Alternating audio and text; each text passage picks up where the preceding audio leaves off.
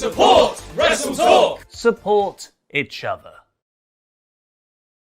All Elite is Super Elite. You know, like those old graphics they did for All Elite Wrestling? And it'd be like, so-and-so is All In when they were announcing people for that first All In show. They now need to do one for the whole freaking promotion because Super Elite happened last night. Super Elite, of course, previously was just Kenny Omega, Don Callis, and the Good Brothers over in Impact. But now, at the end of last night's episode, the Young Bucks seemingly joined them. I'm Mr. Davis. I'm joined by Chopper Pete Quinnell of the All Authority, or Chop Silver, as he is for this AEW stream.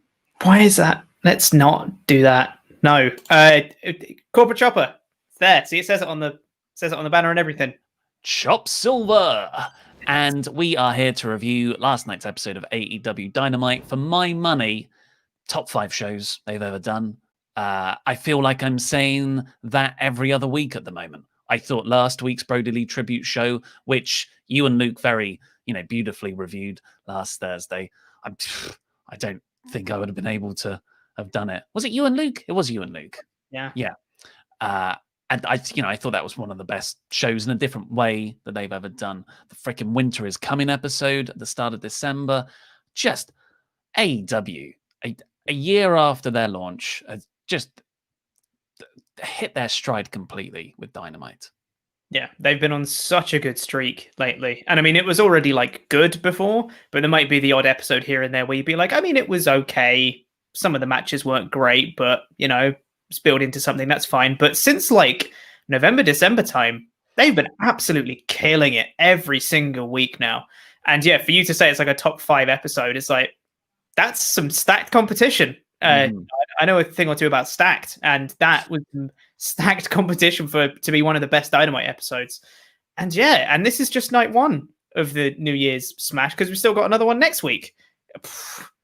Yeah, I don't think next week's going to be as good. I don't see how they can be. That's not me nagging AEW. I just can't really comprehend how they top this week. I mean, it's amazing that they put 3 all-time great shows, not just of Dynamite, but of wrestling TV, wrestling weekly episodic TV as a genre. They've done that without fans. Yeah. How good would these shows have been with fans? Oh, man. Imagine. I was actually genuinely thinking in this show, because you could hear, the fans that are in attendance, the limited number they've got, you can hear them through various points on the show. And it just caught me at one point. I was like, oh, man, I just want full attendance again. Obviously, we can't have it now. I understand safety precautions and all that jazz. I'm not saying they should have full attendance back right now. But, God, I miss, just chants and just people getting into, everything that happens. Those really hot crowds that just get into every single spot of the whole night. Man, I just miss it so much. Also, yeah, we'll talk about all of the show, what made it great, because it wasn't just the end angle. Also, just before we get into talking about the Super Elite, happy birthday, Chop Silver, from Giant Hogweed, 851 there. Giant Hogweeds 1 through to 850, already taken. Yeah. Happy birthday, Chop Silver. It's a new year. Can't believe this is getting over. It's so dumb. Producer Rich is like, is it actually your birthday, Pete? No, Rich. It's always his birthday. It's never my birthday. Well, Tony Khan makes me feel like it's my birthday every single freaking Wednesday night, or Thursday morning is when I watch it. Because after this excellent Kenny Omega Rey Fenix match, truly great main event, you're like, okay, there's 7 minutes left of the show here. I smell an angle or a huge beatdown. And that's what happened. Moxley comes out. He starts beating up Phoenix. Phoenix obviously lost. Omega beats up Phoenix. Moxley attacks Omega with the barbed wire baseball bat. But who should run out to save Omega but the Good Brothers, the Impact Tag Team Champions, making their AEW debut? Quizzlemania Tag Team Champions. Making their AEW debut. Yeah. So they came out and they just beat everybody up. They hit a magic killer on Moxley. And then the thing that really sold me on this angle, because I was like, okay, Good Brothers here, it's still a really cool moment, and I really enjoyed it. But, it was to be expected. Kenny Omega's come to Impact. You'd expect Good Brothers to go to AEW. But then everyone from the crowd, the wrestlers from the crowd, just started swarming in, trying to break up this beatdown of Moxley. And then they just started killing them all. Literally, they just run up on the onto the apron. They just knock them off. Every single person. There was just bodies all over like the outside of the ring. It looked so good. They looked great. Great in First Impact. It was a great visual, and it was so cool to see them there. This was the angle we were supposed to get over a year ago with the first episode of Dynamite. It wasn't meant to be Jake Hager. The Young Bucks have since said, oh no, that was meant to be the Good Brothers and AJ Styles attacking the Young Bucks in AEW to start their era of TV. Now, just to be a little bit, this is so hypercritical, and I hate that I'm even saying this, but, that's what we do here. JR said, because I was like, why isn't anyone coming out? The whole idea, one of the great things about AEW is that baby faces help baby faces. And JR says, well, the reason they're not coming out is because they're so scared of the Good Brothers and Omega. And I actually was like, you know what? That's, at least you explained it. I don't mind that. But then when members of the crowd started to get in, so it was Griff Garrison and Brian Pillman Jr., I was like, oh, but that completely contradicts that, two of the sort of undercarder guys were tough enough to help out. But, it is what it is. It was still an absolutely amazing segment. And like you said, it was surprising, but it was something we've seen coming. We've been talking about this, speculating about it for ages.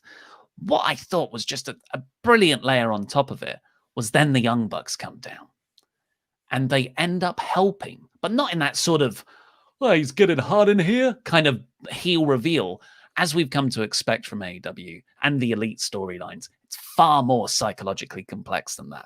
Matt and Nick Jackson are conflicted. They're coming out here because they've got history with these guys. They didn't look like they wanted to be helping Kenny, but they did. And at the end, a very reluctant, too sweet to close the show. Yeah, it was so good, right? I mean, just the history of having the five of them in the ring together doing the too sweet hand gesture, which for legal reasons they couldn't call the too sweet hand gesture. And correct me if I'm wrong, just as a quick tangent, when they got the cease and desist, didn't they also get the cease and desist to do the hand signal? Isn't that a thing? Because it wasn't just the name. I thought they were banned from also, or they got the cease and desist for the hand signal as well. It was on merchandise. Oh, okay. Right. That makes more sense. The specifics, but I imagine it would be like, because you can't ban someone doing a hand signal. You can't own a hand signal, but you can WWE. own that. They're lawyers, but you can own that image on an item, like to be printed on an item of merchandise. Okay, that makes more sense. It's just because I remember them not doing that after they got the cease and desist, so I was like, maybe I've conflated the two there. But anyway, yes, WWE aren't so powerful that they can trademark bits of people's body. Yeah, I'm sure they can. If they can find a way, they will. But yes, just seeing them doing the too sweet hand gesture in the ring again, in an AEW ring, all of them holding gold as well. The AEW tag champions, the AEW champion, and the Impact tag champions is like, what an amazing visual that is. It's so good. It just throws you right back to, the pre-AEW days of, when the Bullet Club was super hot in New Japan. So good. If you're going to be hypercritical about something, it's my turn. You're always complaining, Pete. I know. I'm just so negative. Again, like I said, hypercritical. But for me, the timing of this was a little bit weird in that Young Bucks came out and I was like, okay, for it. And they're trying to reason. They try and just speak to them. As Griff Garrison, and I think it was Brian Pillman that were holding Kenny, they go in and super kick both of them. But it happened almost like immediately. And I almost feel like it would have been better for them to just have that moment of being like, should we help? Look at each other maybe, and then go for it. I feel like it would have been a slightly better... It's because it's not a reveal, but it seems like it was more of a big decision if they ponder it for a second and then do it. And of course, the show kind of prematurely ended slightly because it was just a timing issue with them. Like when they threw up the too sweet, the Young Bucks joined, but they didn't quite get to fully do it, and you didn't get the full impact of the thing before the show ended. Again, hypercritical because it was still awesome, but I just would have preferred the timing to work out a little bit better, so it would have had the full impact. But that was just my view. But still awesome. Yeah, I guess the camera work could have been better. You have some close-ups on Nick and Matt. They're like, but it was mostly shot in just sort of a wide lens. But again, so hypercritical. That is like some stuff you can't even fix. They're producing this stuff live. That is something you could do in a post edit if it was pre-produced. But I just thought it was such a cool way to close the show. It just gave me something I didn't know I wanted so much. They did it before in the Elite storyline with Hangman Page and Omega, where, I think it was Omega ran out to save the Bucks. And I was like, oh, that's great. They're getting back together. And then Hangman Page just wandered out too. And I'm like, oh, I didn't even think of that part. AEW do this all the time in such a great way. And after the show, in sort of a post-match promo to Alex Marvez, Don Callis said, next week, the Elite are back together. It's Omega teaming with the Young Bucks in a 6-man tag on the show. Yeah. And I mean, this even goes back to the very beginning of AEW. I mean, obviously they've got all the history pre-AEW, but even in AEW's own history, the first few shows before they had Dynamite, Fight for the Fallen and not Fight Fest. Was it Fight Fest they had? That was some of the first few shows they had. There was the all of those tag matches where they had Kenny and Young Bucks versus others. I forget the name of the one that was at the con, the video game. Oh con. Yeah, that one. Fest. It was Fire Fest, yeah. When they came dressed out in their cosplay and all that jazz. So it's like that.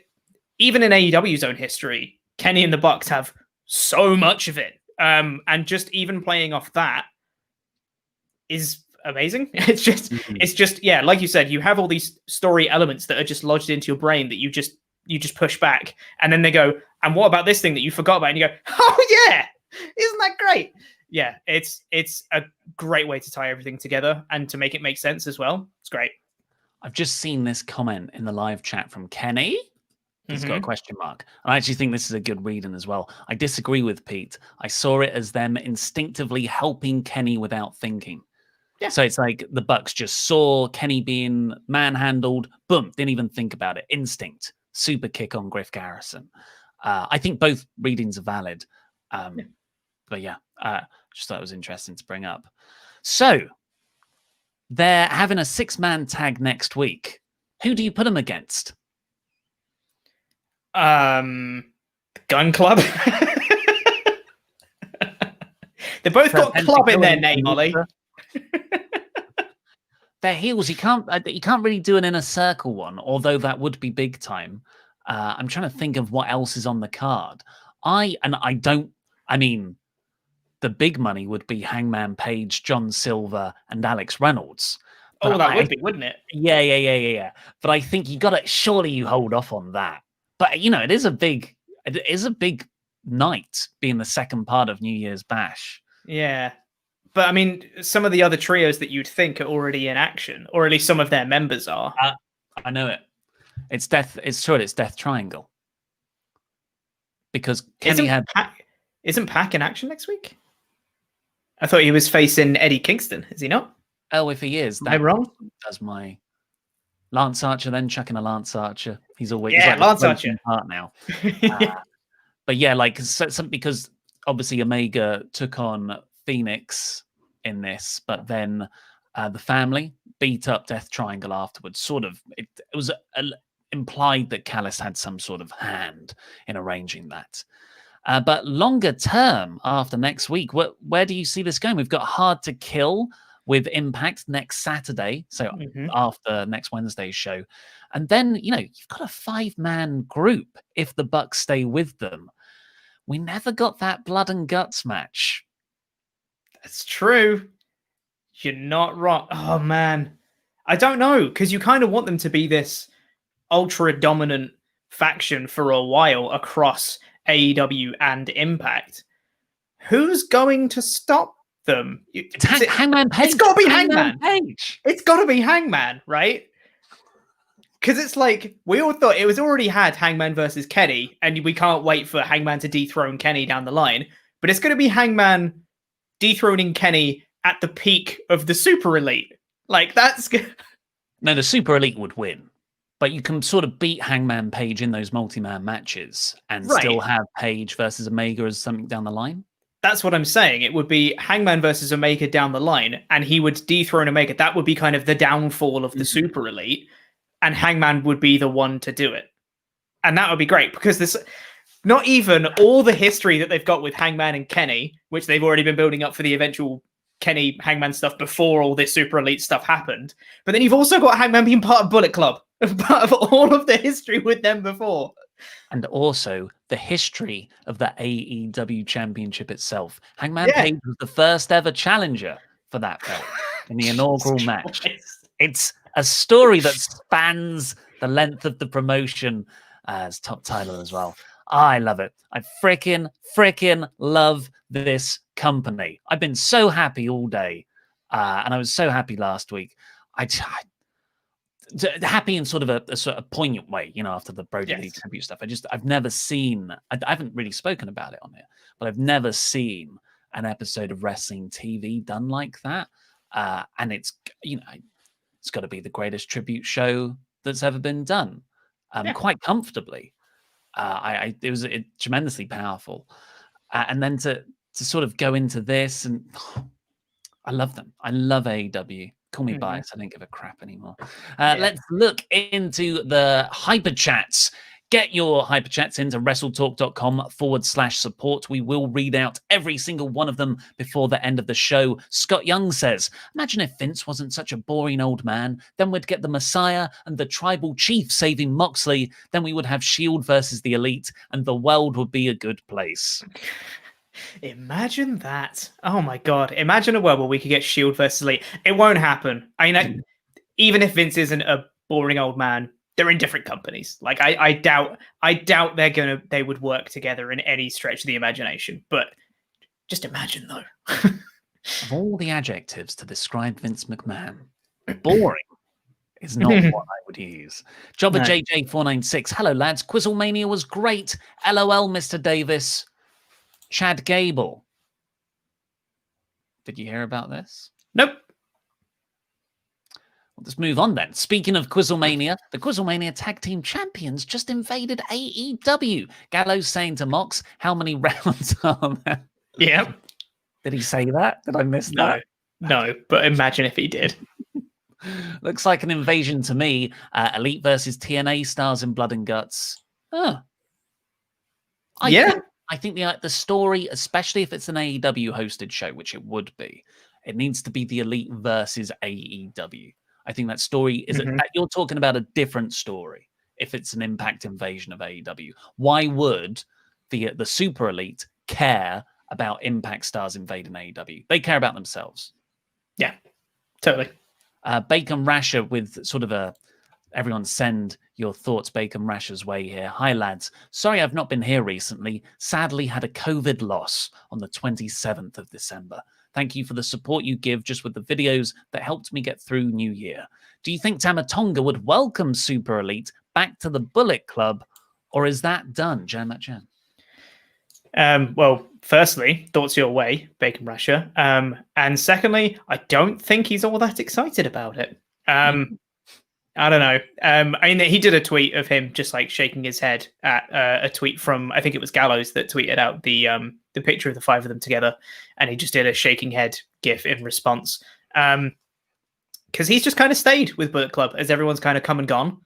Tonga's just still there, you know, repping it, still going strong.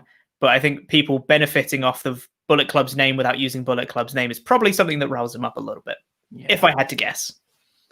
Sat. Unpopular opinion, the Impact tag belts are just as bad, if not worse, than the WWE ones. I'm guessing he means by design, not the actual prestige of them. Besides that, both AEW and NXT were incredible shows last night. I'm very happy. What a way to start the new year. Yeah, I haven't seen NXT, but I've heard very good things about it. Yeah, seems like it was also a great show.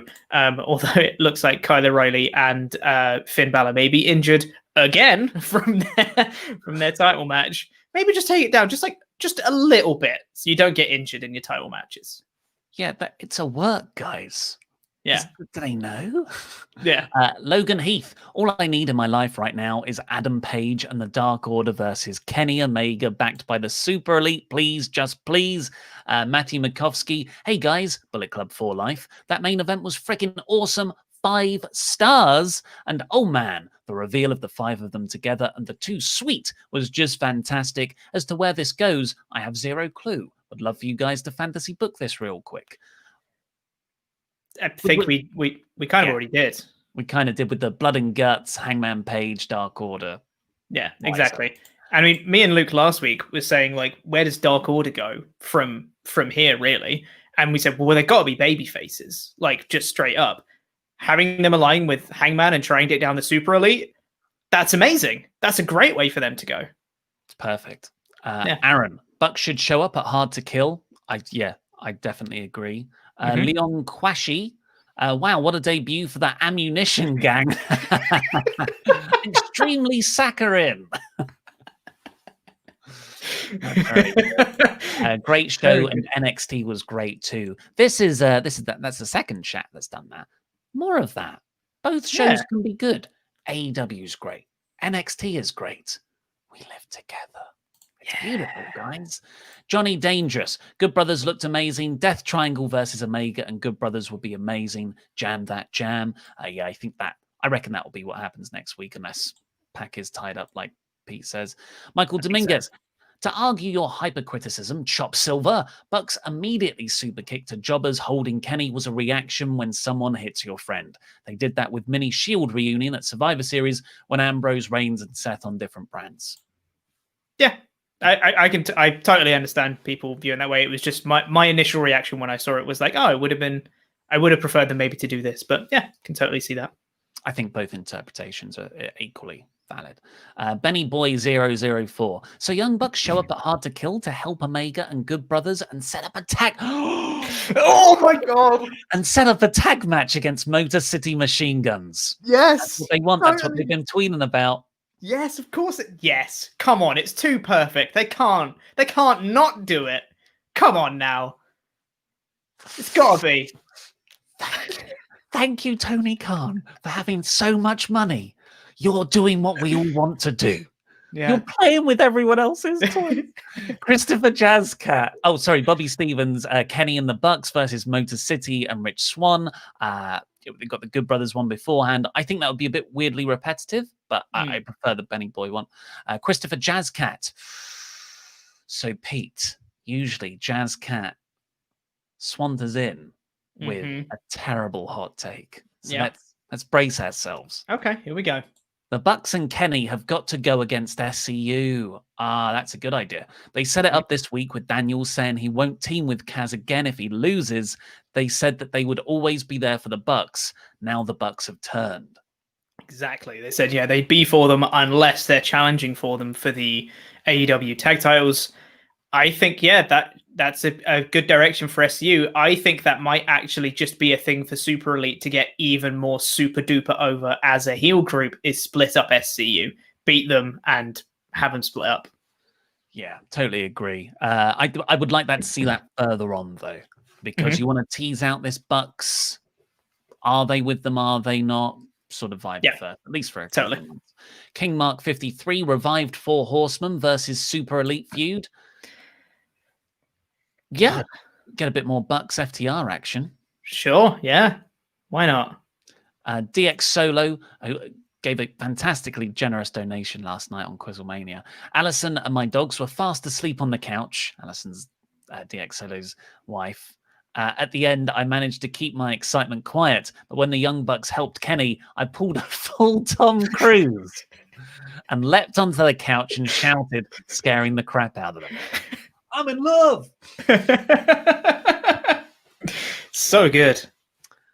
I like that. I've never gone full Tom Cruise.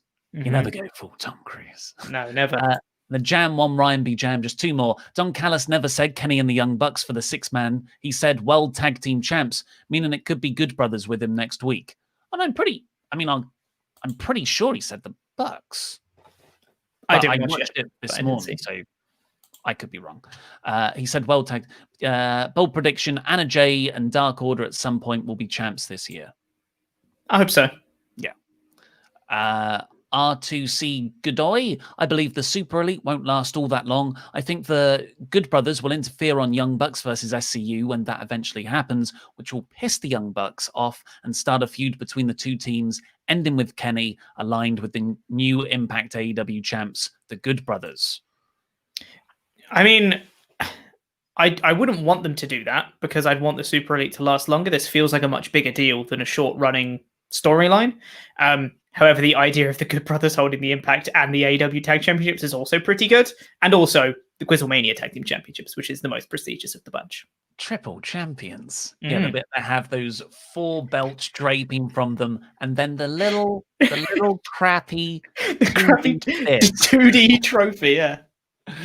Finally, James Hanley, my wife is new to wrestling and didn't know who Gallows and Anderson were when they attacked. I had to tell her that they were Southpaw Regional Wrestling Zone, Tex Ferguson and Chad Too Bad, and then she recognized them. Of course. Smart.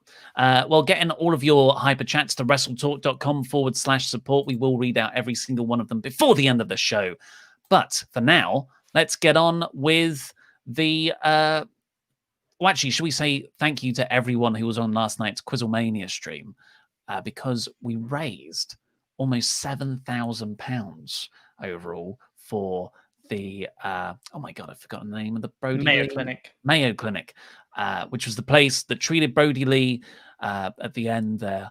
So that's enormous. I'm sure that's going to help them enormously. Thank you so much, everyone who donated. Someone donated £1,000, which is nuts. That's bonkers. Yeah, thank you. And that means Tempest has to get Jam That Jam tattooed on his arm. Yep. It'd be great. What a babyface hero. Yeah, I know, right? Yeah. Does anything for the fans, that guy. Yeah. Anyway, right. Last night, the show opened, and I hope Jim Ross opens every episode of Dynamite with this line from now on. It's Wednesday. You know what that means. Yeah. Every show's been doing that lately. I know Raw did it immediately afterwards, and I think SmackDown did it, and last week's AEW. I just hope that AEW keeps it, of all of them, and they just keep that as a running, standing thing going forward. That'd be great. It's a beautifully subtle tribute to Brody. I thought the commentary for the entire show was awesome. I love Chris Jericho. I get if he could be obnoxious to some, but I was in fits of laughter. Mm-hmm. Yeah, he's very good. And you wouldn't think a 4-man booth would work, but they all it just works. When it works, it just works. What do you make of Jericho? You know, he's sort of shouts a lot. Do you like it I haven't really spoken because I love it. Yes. I get the feeling that at some points in the show it grated on me, but I now can't think of any examples of that. So maybe I'm just wrong. Maybe it's just like they're only very minor instances, because the things I'm thinking of are the very funny things that he says and how he puts people over and all the positive things. And I actually can't remember the negative things, so they're probably just very minor. Well, the opening match was the Young Bucks and SCU versus the Acclaimed and Hybrid 2. I thought, this was a good way to raise up the Acclaimed and Hybrid 2, but it was mostly just a showcase for the Young Bucks, which they really should be the way they are the tag team champions. Yep. This was great. Really good fun action. I actually really liked the Acclaim's rap beforehand, despite we're the John Cena's and you're the Genettis. That doesn't work. They were never a thing together. But yes, no, the match itself was actually very, very good, really fun. And yeah, loads of playing off the history of SCU and Young Bucks as well, which is great. With the finish of both of them helping, it was great. Yeah, I love that. They were setting up the Meltzer driver, but Nick was decided to do this sort of fake out moonsault to the outside. So Daniels hit the best moonsault ever into the Meltzer. Brilliant combination move. And yet sets up that story perfectly for when, you've got to think down the line in the next month or so, these two teams are going to have to, one of them is likely going to split up the other. Because after that, Kaz cuts a promo, reminds everyone about the next tag team match loss. They're going to split up, and Daniels wants to go for the belts. Yeah, it's great. I love the stipulation of them saying next time we lose, we're going to split up. I think it's going to make a lot of it will make what could be a somewhat mediocre story. It adds an extra really intriguing layer on top of it. Yeah, it's very good. Much like the rest of the show, it's very good. What do you get a show that's already got everything? You get him a goddamn monster truck. A monster truck turns up backstage. It's really just a bit to promote the Go Big talent show, which is the reason Snoop Dogg was on the show, to cross-promote it. It's on TNT. Cody's a judge. I thought we were going to get more monster truck.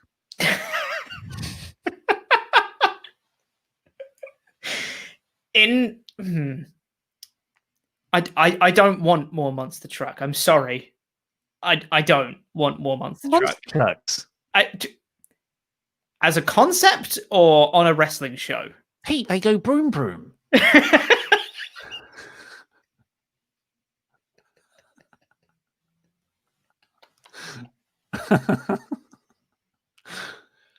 I used to be taken when the monster trucks came to town.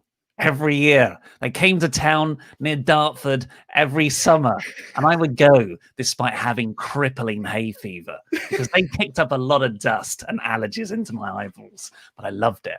I was crying most of the time, but I loved it. After that, we got Jon Moxley making his return. I know he did the promo for Brody last week, but this was the first full-on appearance of Moxley since losing the belt a month ago. And boy, I've missed him. And he cut a really good promo. Yeah, it was great. Yeah, that the amount of like fire and stuff that he delivers with his cadence is so unique to Moxley. It makes him such a person that stands out just with his promo style as a whole. The way he kind of goes more intense and then backs off a little bit and talks very quietly and slowly, and then comes up with more fire again at the very end. It's so good. And yeah, just really got across his point that he might be helping Phoenix later in the night if Kenny tries any shenanigans, which was nice to keep him kind of sort of involved in the AEW title picture and keep him as, high up on the card. It's great. Really good promo. They're doing a great job of positioning Moxley. Even though, he's a tweener, he does break the rules, but he said, he's violent, kind of is what I mean. He said he wants to protect the integrity of the belt. And I thought that's based on how he lost the belt to Don Callis hitting him with the microphone. I think that's just such a simple story to base this all around. I cannot wait until they fight again. Like, talking of long-running feuds and ideas and arcs with Hangman Page earlier, the Moxley and Hager story, it's been going since Double or Nothing 2019. Yeah, you get like an installment every 6 to 8 months. Mm-hmm. That's long-term storytelling. Not doing the same match for 4 months. I know, yeah. That's Moxley's debut in AEW. Mm-hmm. His very first night in the company. That story's still going. Forever linked. Yeah. Yeah. But before we move on, I saw an idea in the chat. All Authority monster truck? Can we get one? I mean... Does everyone get a pay rise, or we get a monster truck? Monster truck. After that, we got Dasher talking to Chucky T and Orange Cassidy. Unfortunately, Trent Beretta suffered an injury, pectoral tear. Yeah, partial pectoral tear, I think. He's going to be out for 4 to 5 months, which sucks because Trent is awesome. He's been brilliantly protected on TV, like he always gets those showcase moments. So Miro and Kip Sabian sort of go up to them, Josh, and Chucky T sort of rashly challenges Miro for a match, and if he loses, he will become Miro's young boy. Young boys are what they have in Japan to sort of do everything for the veterans. It's how you sort of become a young lion. So you've got to work your way up, and you literally wash their clothes, you give them massages, shower them, I don't know. So I think that could be quite funny if Chucky loses. I want Chucky to lose. Yeah, I kind of do. And then I'd like him to stay the young boy for the next 4 to 5 months. And then Trent comes back and saves him from that. I think that would be the way to go. That is the way. Trent has to have a match to save Chucky T. Exactly. Yes. Yeah. That's Love the way. Yeah. Up next, talk about a show that's got everything. We've had monster trucks. Now we get monster men. Wardlow versus Jake Hager was awesome. Yeah. So good. Like, big beefy lads doing big beefy things. I'm always for. That's great. Athletic big beefy lads doing athletic big beefy lad things. I'm even more into that. I've not seen all that much of Wardlow. Like from the first like video package that I saw of him and his debut with MJF, I was like, okay, so he's a big lad. Cool. Got it. In more recent times though, goodness me, he's very good, isn't he? He's very good. Just like his sheer athleticism and just obviously the power that he's got, but the speed as well is absolutely like insane. And he's really a good technical wrestler as well. He's genuinely got like, and he cut a pre-match promo and like a little cutaway screen just as the match was starting as well. I was like, man, he can cut a good promo as well. I was like, man, Wardlow's like, he's really got some strong potential in him for the future for sure. Yeah, they really choose their moments. I think that's a big part of how he's gotten over, because we're kind of conditioned over the last 15 or so years. Oh, there's a big guy. Great. They're going to get all the opportunities. When AEW have taken a very different track. There's the big guy. He's already good, but we're going to keep him in the background for a long, long time, even though he can go.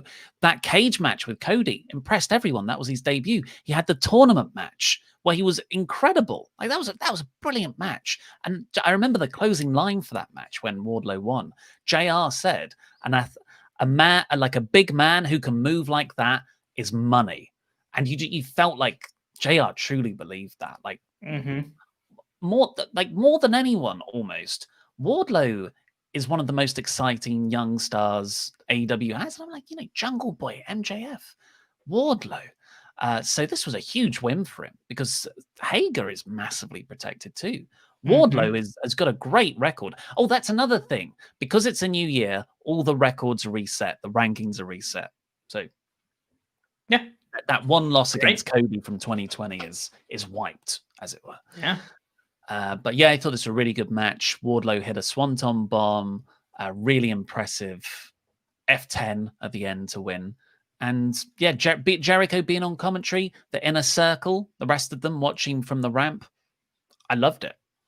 Yeah, it made so much sense. It literally, as you mentioned in your edited review, it's like the inner circle were just like, okay, we've got two big beefy guys who've got a bit of tension. Let's let them let it out in the ring, and we can all move on. We're all pals. Let's just let them have a fight, and then we're all good.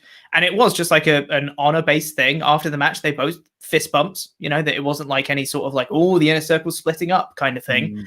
And then later on, which I'm sure we'll come on to, MGF cut a very sincere pep talk for Hager in the back as well. It was like, so everyone's still getting along. It's just like they just want to be really good at wrestling, which is what you want.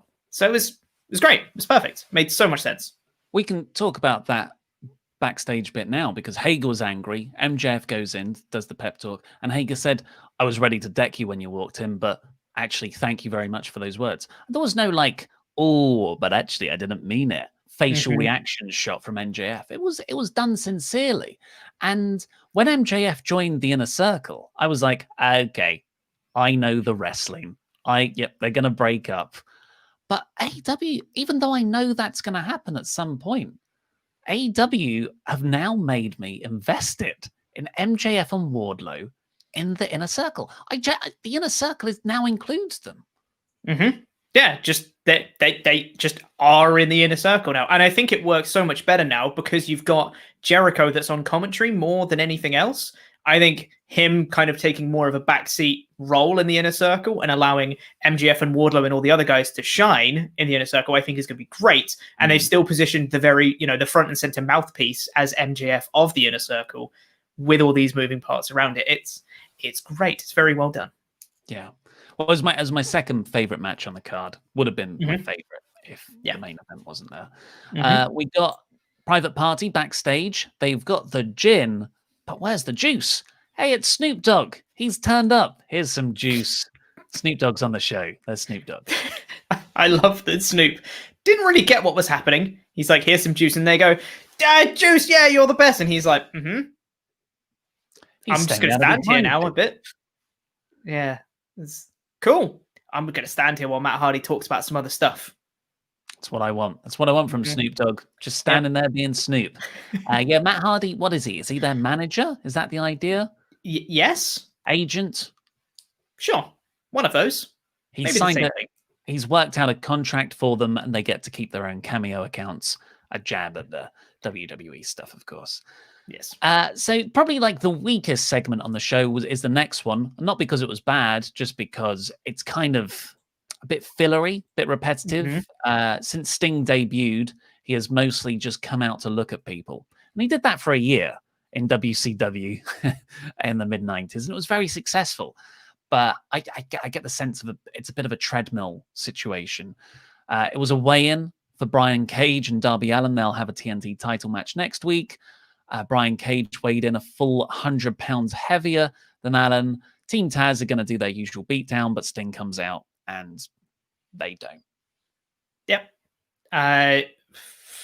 It was okay. I liked that at the very least Taz cut a promo during like Sting's entrance. His music was still playing and Taz was just like, I'm sick of this. I'm sick of you. Next week we are going to see a new TNT champion, which was nice. He didn't just say I'm sick of this, I'm sick of you. He said over and over again, I'm sick of snow. Yeah. Sick of snow. This goddamn snow. He was cutting a promo on the fake snow. And one thing we didn't mention as well is there's a new TNT championship design because they retired the old one last week to Brody Lee's son. So yeah, new title design, which I think is better than the other one. Yeah, it had a black strap, didn't it? Yeah. It's got a slightly different plate as well on the front, which I think looks better, personally. It's probably not finished. No, probably not. Never is.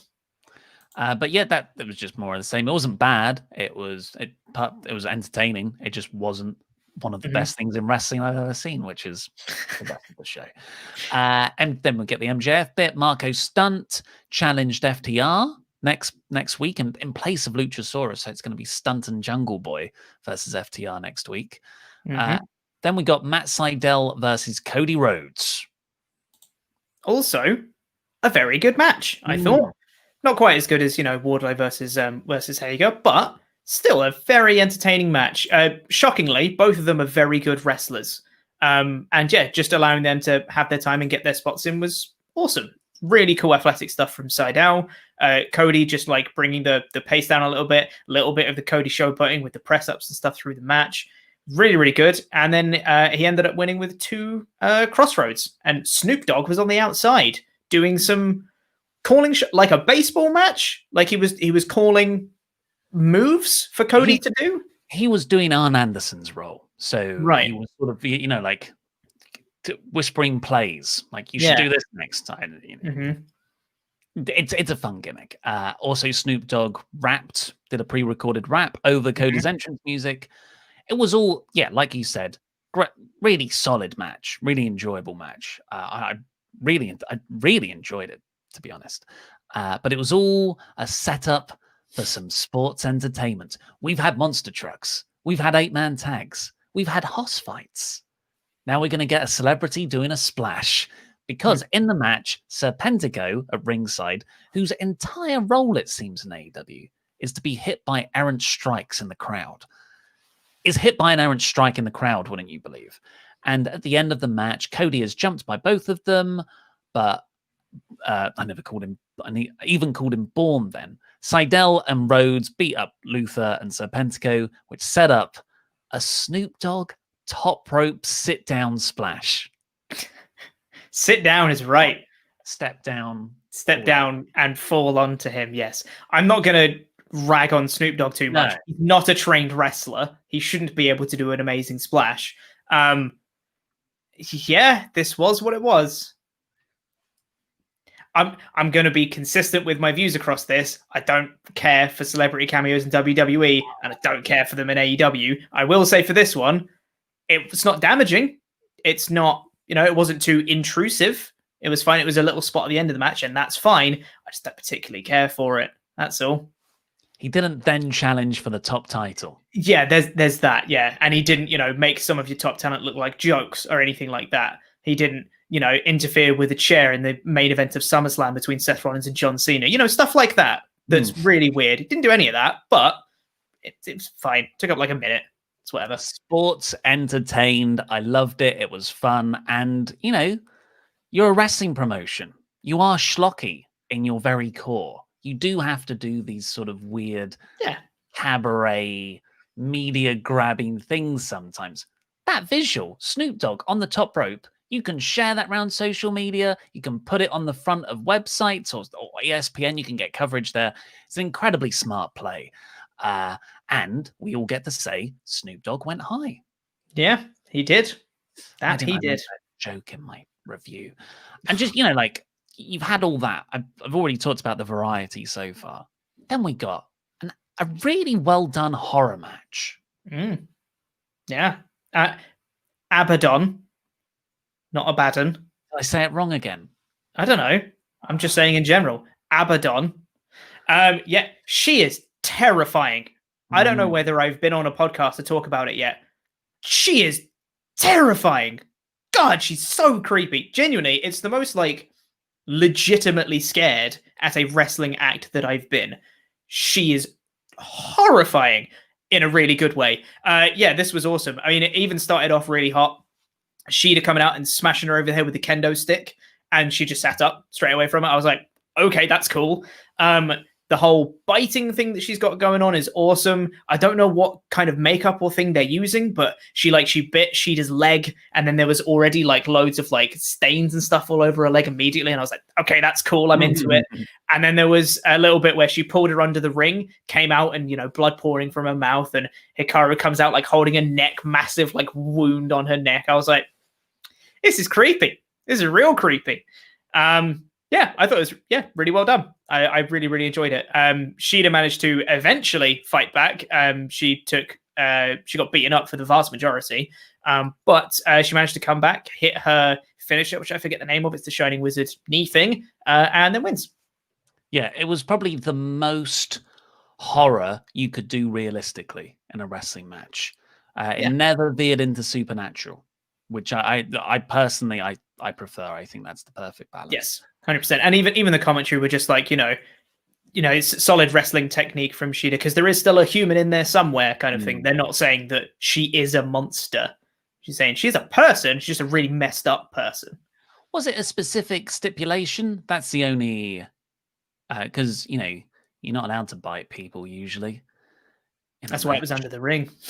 Apart from the leg one. Well, I guess the back was turned, but the blood pouring from people and the bite marks. But ref didn't see it, so it doesn't count. That's how it works. I don't know where these bite marks came from. You got blood in your mouth from that? No.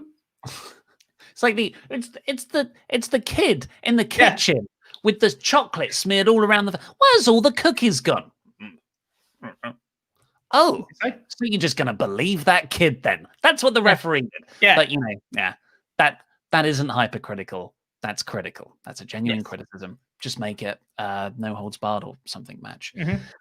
But yes, I thought everyone came across well, and Abadon lost, but I didn't feel like she lost anything.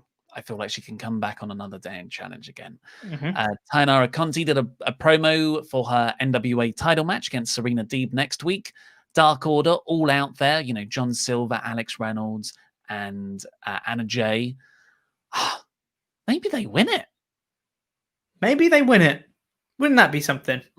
Because you could have, if you really wanted to push Dark Order more, we had this, the Super Elite storyline going on, but you could have Ty Conti as the NWA champion, and you could have Anna Jay as the AEW women's champion. If you wanted to push them two as kind of the forefront of the Dark Order, backed up by Silver and Reynolds and people like that, I think that would be cool.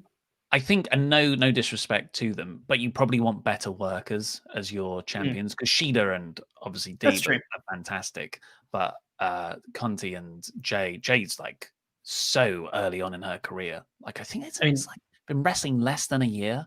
I think she started in 2020. Yeah, and Conti's very young too, so you'd have to put them in with people who could help carry the matches. But yeah, maybe an idea. But the main event, as if we didn't have a brilliant show so far, oh my god, was Omega versus Phoenix. We've talked about the angle at the end of the show, but the actual action was, I was expecting a schmoz. I thought we were going to get some interference at the end, some shenanigans, Don Callis getting involved, maybe the Good Brothers in the match. No, it was just Kenny and Ray having a banger. Yeah, it was. I mean, these two have already faced off several times before, and every time we go, oh my god, they're so good. And I was watching this match going, oh my god, they're so good. Because I don't know what it is about the chemistry that these two have. It's the same as like Omega and Pentagon as well. It's genuinely incredible. Omega just, I love a bloody Snapdragon on the outside. So good. Amazing spot. V trigger into a kip up from Phoenix into a super kick. It's just, oh man, so good. Like Phoenix's athleticism off the ropes is just amazing. There's like 5 Hurricane Runners a minute. It's I genuinely don't know what else to say because the spots were so good. I love this match. It's been a while because I generally just watch SmackDown, and sometimes, obviously this week I've watched Raw and all that jazz as well. It's been a while since I've been sitting down and I've been literally marking out watching the show that I'm aiming to review. If I'm sitting down and watching a pay-per-view or something, it's a bit different. I'll watch it with a different mindset. But when I'm watching something to review, it's very rare that I'll sit there and be like, oh my god, that spot's amazing. And I'll be like, I was doing that for this match. It was so good. Oh man. I was a full half hour late today. I've got quite a tight turnaround in the mornings, and I was half an hour behind schedule because I kept replaying spots and showing my lady partner. I was like, watch this. Have you seen this entrance? North Carolina. And she was like, what does that mean? Is that where he's from? Is that no, he's from Canada. Damn, I've really confused her. This is not fighting my corner well. But yeah, it was absolutely fantastic. Just echo everything you've said. And I think it was mostly Phoenix. Not that it wasn't Omega, but Omega was really generous to let Phoenix show all of his spots and really get him over and make him look strong, while Omega lost nothing. And I think that's your classic old school heel champion. When Ric Flair would go to different territories back in the day and he would make your guy look, your territory's babyface look great, and you'd be like, oh my god, he's gonna win. But ultimately Ric Flair wins, but not in like a frustrating way, like, oh damn, he is just that bit better, but next time our guy can get him. Like, and if that's what Kenny's got in his head as this modern day territory system where he's going to go from promotion to promotion and do that with people, it really is business changing. Everything they said in November and December is coming to pass. It just didn't happen on the hours after they said it. How dare they? They just gave us a pack return. Spoiled. Yeah. Overall, I think it's one of the best shows they've ever done. I almost gave it 5 out of 4. But I thought I've never broken a scale before, so I gave it 4 out of 4.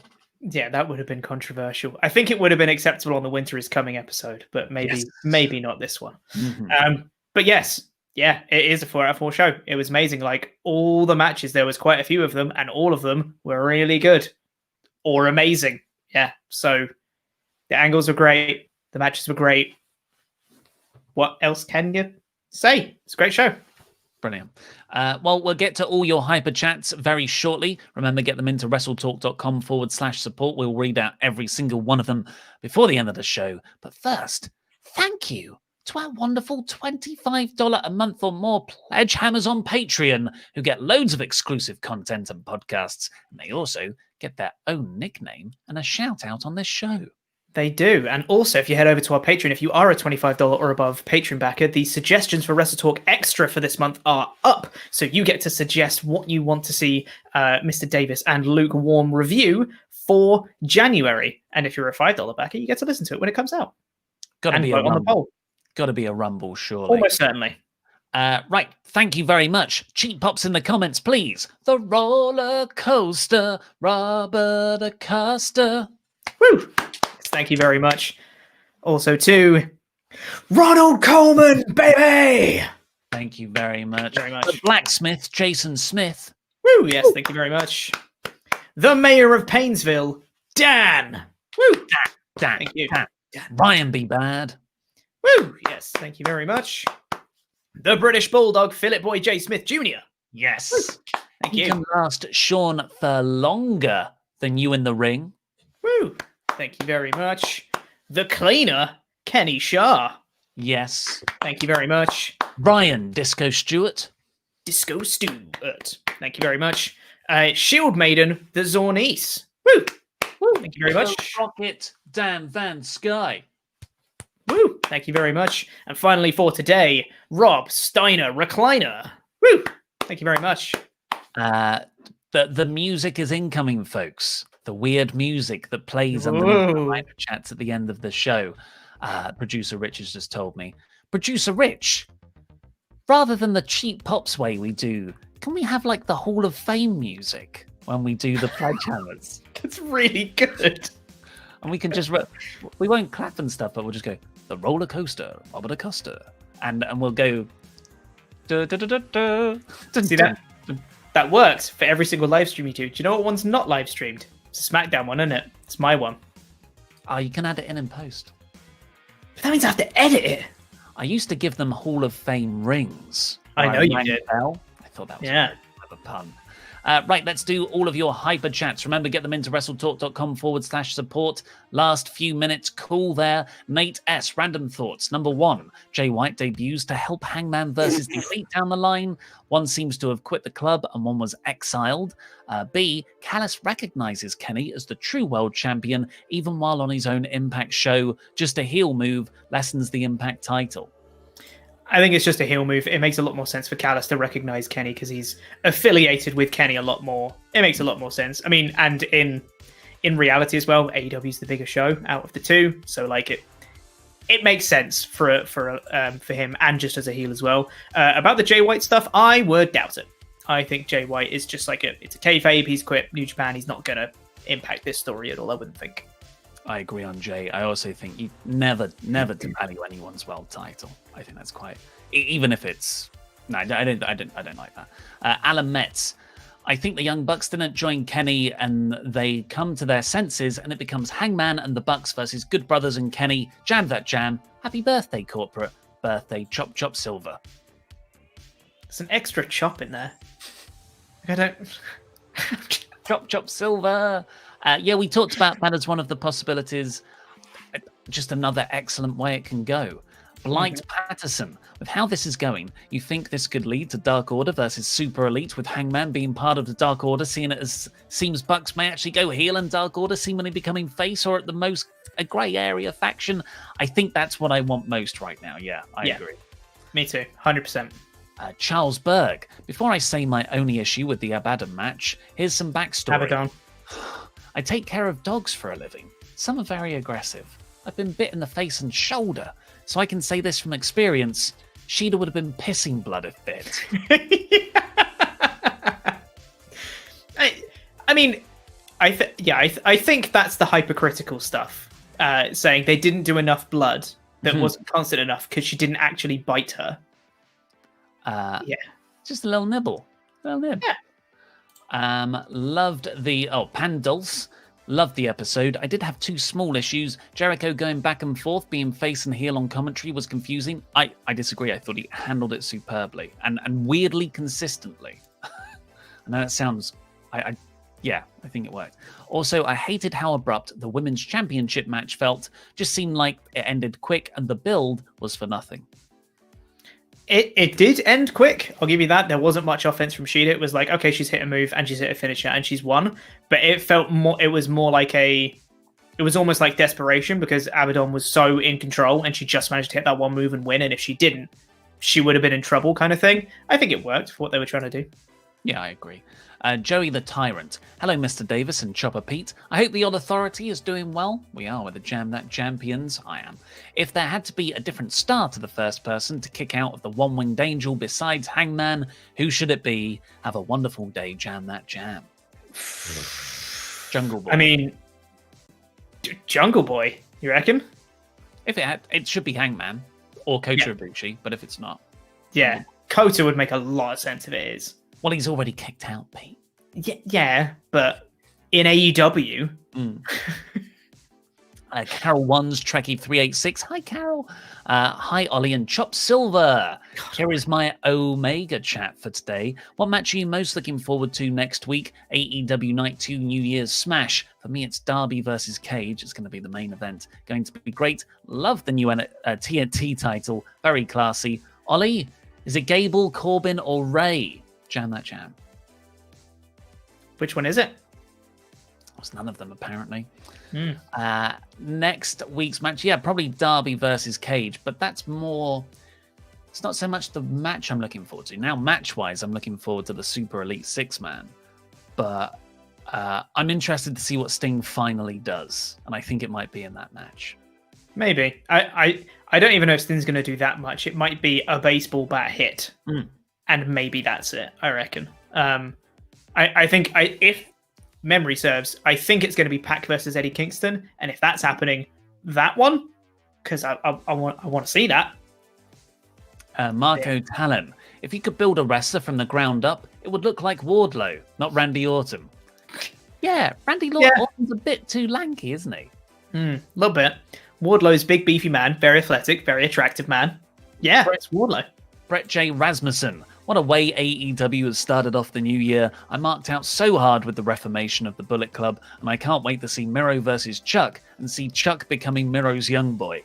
Did you know that monster trucks go vroom vroom, Chopper? Trucker. Chopper. Jesus Christ. You can't give me two nicknames in one stream. But did you know they go vroom vroom? I have been informed that yes, that is what they do. Biadnat 2, should AEW be joking about Twitch and Cameo when Zelina Vega lost her job over it? Maybe not. I did think it was a bit late on the whole thing as well. It's like that thing is, not that it's not relevant anymore, but like the news was a while ago. It seemed weird to do a little jab at WWE for seemingly nothing. It wasn't like a resurgence of the story or anything. I think you should be able to sort of make jokes about difficult situations. So I think it's totally fine. Some letters in kanji and katakana, which I don't know how to pronounce because I don't know. Actually, I don't know the kanji. Niroko?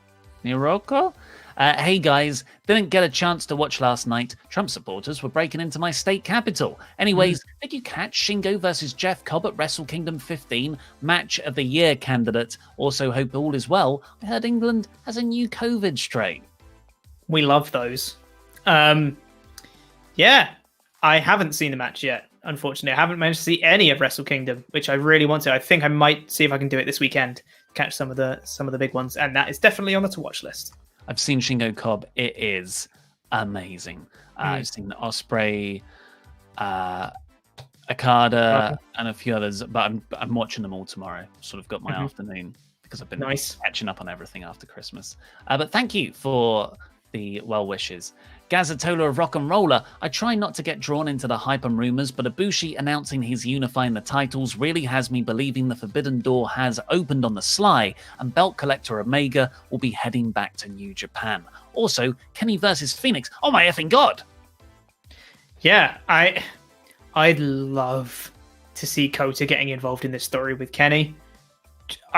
Mainly because I bloody love Kota Ibushi so much. In the same way that you love Cody Rhodes as a brother, I love Kota Ibushi. But if you're gonna have any more history and story to add to it, Kota would be the man to include in this.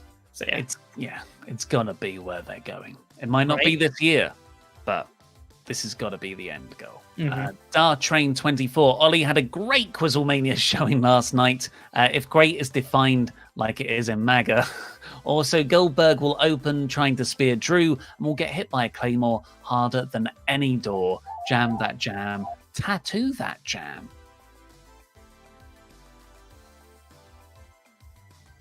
Sorry, phone was ringing.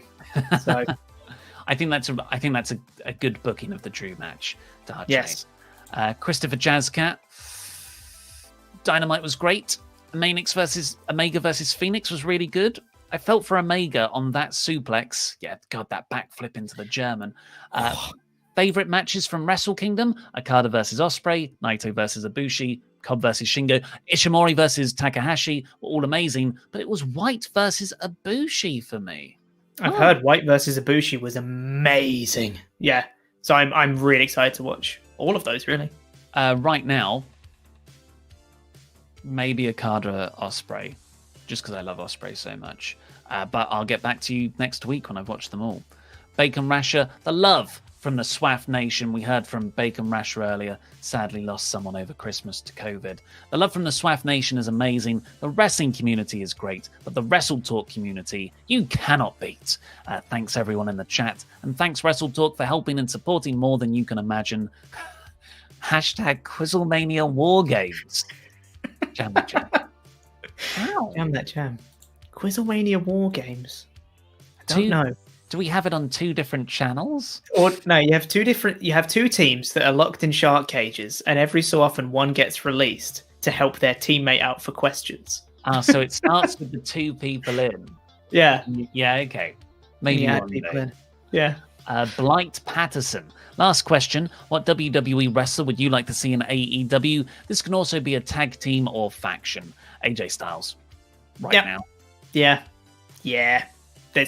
Has to be. Like it's either him or like Adam Cole. Those are like the top two, really. Yeah, you're right there. There's a lot. Finn Balor. Any major Bullet Club name. Any Bullet Club people, really. Although, actually, Kevin Owens. I love Kevin Steen. I'll let you see us home. For sure. Some WrestleTalk chats here. The Zornice says, just saying you have to update your Twitter handle. Qualifies that as a Datsun World problem. And happy birthday, Chop Silver. It's not my birthday. Thanks, though. DX Solo again said, hi ho, Chop Silver away. Happy birthday. And something that Jen has taken out. That's fine. Charles Berg says, from my dog care business, my clients always give me sweets from their countries. I'm from Brooklyn, FYI. I finally got to try some British candies. Crunchy Rocks and After 8 were very enjoyable, but most of the Cadbury stuff was sadly very plain. I suppose if you're used to Hershey's, which, has the vomit taste, then normal nice chocolate can taste plain. Crunchy Rocks. You think that's a stick of rock? It's either a stick of rock or it's like a crunchy bar. Or heroin. Could be heroin. Yeah, I believe you get heroin or crack cocaine in rocks. Going by what men whisper to me when I walk in Camden. Okay, you wanna buy a rock? No, thank you. Yep, all good. Christopher Jazzcat comes in again with also another terrible hot take. Happy birthday, Choppy Silver. Let's not make that a thing. Let's stop that. I've seen a lot of people talking Forbidden Door with the Jay White thing. I took his comments as being legit too banged up from Strong Style. I think he's just going home for a bit. Monster Truck Go Broom Broom. Can we get Monster Truck Go Broom Broom on a t-shirt? Hey, if people like the Broom Broom, maybe that's the All Authority official slogan. Monster Truck Go Broom Broom. All Authority Go Broom Broom. And then it'll be a monster truck with all me and you in. Not Louis, because Louis freaking turned on us. Yeah. Out of nowhere. Also, we love you, Christopher Jazzcat. You're our AEW pal. We're only joshing. If anything comes off as silly. We've got one more here.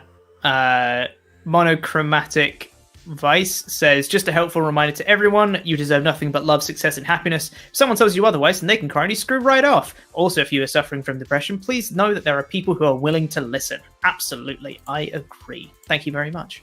And if you want sort of like professional help on that, you can go to WrestleTalk.com/support each other, and we've got loads of resources all around the world, lots of different places, sort of mental health charities and organizations that'll be local to you. So yeah, go and check that out if you're struggling at the moment, because it's lockdown again.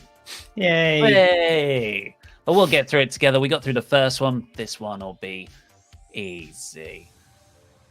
Especially with me as your Jam That Champion. I am ruling this roost. Go over and watch my news from earlier where I gloat even more about how much I love AEW, and also some very interesting news on that scrapped Roman Reigns angle from last week's SmackDown. Turns out there was a huge NXT call-up that was going to happen in the main event. I have no idea what they've got planned for that. Go over to the WrestleTalk news to find out. It might happen on this week's SmackDown, I reckon. You reckon the same? Yeah, I think it might. Yeah, I think it's been pushed back by a week. So check out the SmackDown review when that comes out too, with me. Yeah, potentially big show on Friday. So subscribe, enable notifications. You get all that stuff when it comes up. And for now, I've been Mr. Davis. This has been Chopper Pete. Jam That Jam. Also go over to Patreon.